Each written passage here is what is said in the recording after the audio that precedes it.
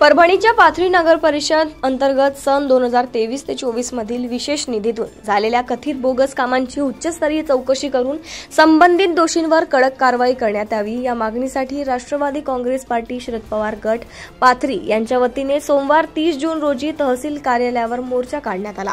या आंदोलनाआधी आंदोलकांनी पाथरी शहरातील राष्ट्रीय महामार्गावर 3 ठिकाणी रास्ता रोको आंदोलन करण्याची परवानगी पोलीस प्रशासनाकडे मागितली होती, परंतु प्रशासनाने परवानगी नाकारल्यामुळे आंदोलकांनी शांततेच्या मार्गाने मोर्चा काढण्याचा निर्णय घेतला। मोर्चा सार्वजनिक बांधकाम उपविभाग कार्यालयाजवळील उपोषण स्थळापासून सुरू होऊन राष्ट्रीय महामार्ग 61 सेंट्रल नाका आणि बस स्थानक मार्गे तहसील कार्यालयावर विसावला।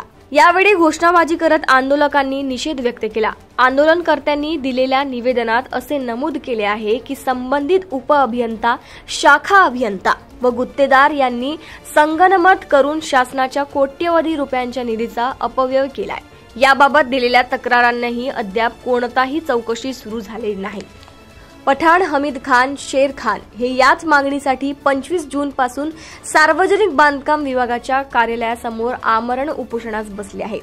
त्यांची प्रकृती दिवसेंदिवस खालावत असून प्रशासनाने अद्याप दखल न घेतल्याने संतप्त भावना व्यक्त होत आहेत। या आंदोलनात उपनगराध्यक्ष हनान खान दुर्राणी, माजी नगरसेवक कलीम अन्सारी, माजी नगरसेवक रंगनाथ विरकर, माजी नगरसेवक राजेश पाटील, जिल्हा उपाध्यक्ष खुर्शीद शेख, माजी नगरसेवक रफिक अन्सारी, माजी नगरसेवक रज्जाक कुरेशी, शहराध्यक्ष सुनील उन्हाळे, व्यापारी संघटनेचे गोविंद बाहेती यांच्यासह अनेक कार्यकर्ते मोठ्या संख्येने उपस्थित होते। लवकरच दोषींवर कारवाई झाली नाही तर लोकशाही मार्गाने आणखी तीव्र आंदोलन करण्यात येईल असा इशाराही यावेळी देण्यात आला। कामाचे भ्रष्टाचार झालेला आहे आणि शहराच्या रोड कामाच्या आणि विकासाच्या नावावर जे सत्यानाश झालेला आहे शहराच्या, त्या भ्रष्टाचार कारभाराच्या विरोधात आमचे हमीद खान हे उपोषणावर बसलेलं आहे, आमरण उपोषण करत आहे आणि आज 6वा दिवस आहे आमरण उपोषणाचा। अजून प्रशासनाला जाग आली नाही आणि त्या भ्रष्टाचार अधिकारी मस्त तोंड गिळून जे तर एसी मध्ये बसलेले आहेत, तर या सर्व भ्रष्टाचार अधिकाऱ्यावर आणि जे काय ज्या कन्स्ट्रक्शन कंपन्या आहेत त्यांच्यावर सर्वांवर कठोरात कठोर कारवाई करण्यात यावी।